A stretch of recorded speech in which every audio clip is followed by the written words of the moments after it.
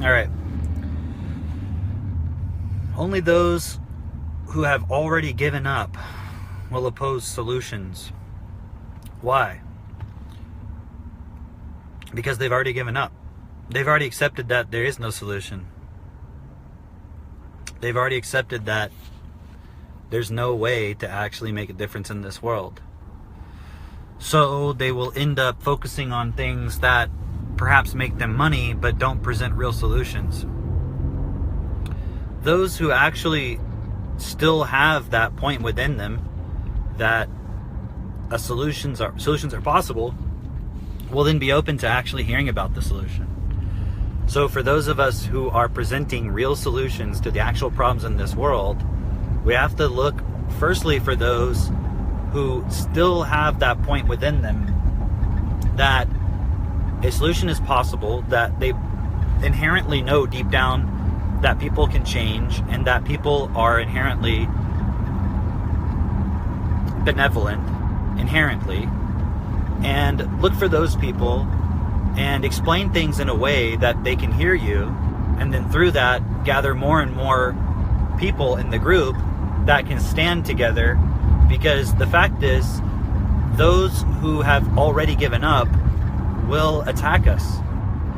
Those who have basically resigned themselves to benefiting off of the system and not looking for any way to change it because their position is threatened if they do, and therefore don't really care about all those who are really victims to the system that we live in, which is the majority of humanity. I mean, look at that point, for example. A lot of people in the law of attraction circles and positive thinking circles will say, oh, there's no such thing as being a victim. Bullshit. You are a victim to your own programming because you can't even change. You can't even change your programming by your own will. You're totally subject to that. You're subject to your opinions and your beliefs and your feelings and your thoughts that run automated in your brain and throughout your body, so that when someone would present a solution that would actually benefit everyone, you would rather protect yourself. You would rather protect your position instead of realizing that your position is not secure no matter how much you try to protect it, because you're eventually going to die. And those who would simply just look to secure their legacy and provide a legacy for their children and grandchildren are clearly just only interested in their own self-interest based on an idea, which is just an idea. It's not real. When you're dead, it's not going to matter what your legacy was. So why are you doing what you're doing? Why are you trying to survive? Unless you realize that the only way to actually get more life is if you use the life that you have effectively. It's kind of like a video game. When you're playing Mario, the only way you get to the next level is if you use the life that you have correctly. So if you use up the life that you have incorrectly, then when you get to the end of the level, or you die, you don't get to go further. You only get to go further when you complete the level. And what I'm trying to tell you is that the level that we're on is, how do we actually treat each other? How do we treat our neighbors as ourselves? How do we actually change within ourselves so that we can give as we want to receive? Because you don't deserve to be in a place where your thoughts instantly manifest. You don't deserve to be in a place where you have creative powers beyond your current level of imagination if you are not going to automatically use them in a way that's best for everybody that you would affect. You don't deserve to have those powers. It doesn't matter what you believe about yourself. If you are not always acting in a way that's best for all, then how can we possibly deserve to have those things? How can we have a right? How can we claim a right to them? We only have a right to choice, or a freedom of choice, to the degree that we utilize it in a way that's best for everybody. Choosing anything that's less than what is best is an abuse of choice. It's an abuse of our will. That's not freedom of will, because when we use our wills and we use our choices in ways that are not best, it creates consequences physically that manifest that would come back to hurt us. the most obvious glaring example of that is the fact that we die. There's no reason why death has to exist, except for the fact that it's a manifested consequence of everything that's been accepted throughout the universe for billions and billions of years. It's a consequence of that. It's a consequence of not coming together as the physical universe, as all pieces interrelated, and preventing things like death, which are totally unnecessary from a physical perspective.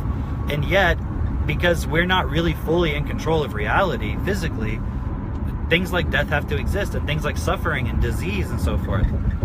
I mean, all of that is really a moot point, because we can't even live in a way of basic harmony and brotherhood amongst ourselves. So we don't even really have a right to talk about anything that happens after death, because it really is irrelevant, because we're not even alive right now.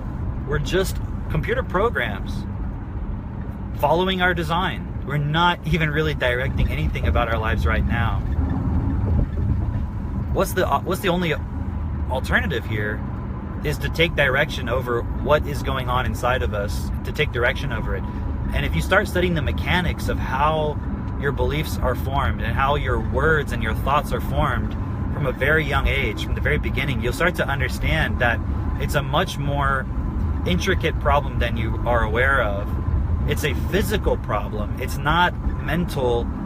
It's only mental because we now exist only in our minds. We're not even really physically here. We're not even really in physical direction of our bodies or anything in our lives.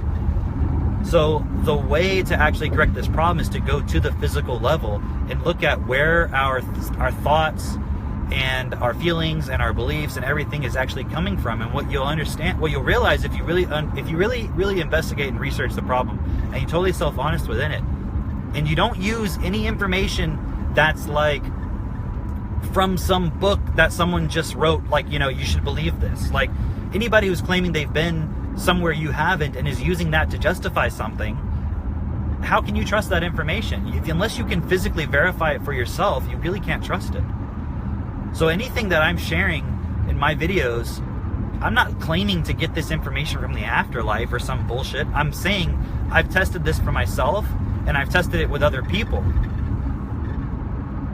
Well, yeah, that's really my point, though, is what Katie's bringing up, is when you start to realize, like, everything about you, in terms of what you do in this world and what you think and what you believe and what you feel and everything, comes from the first 7 years of your life when you're a child. And actually, it comes from a little bit before that, because the environment of the womb that you're born into, plus your parents' genetics, these are all physical things. And as your brain forms and develops, both in the womb and then out of the womb as a young child, the connections that are formed in your brain and the way in which they're formed, whether there's energetic, whether there's energy associated with the formation of the connections in your brain, whether there is bias formed in those connections, will determine how you process information, which will determine how you see yourself in relation to the world, which will determine how you see other people in relation to the world.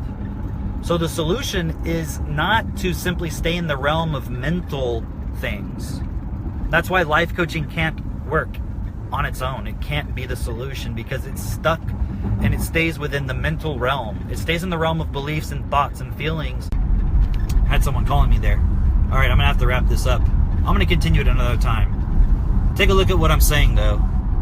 Look at the physical aspect of reality.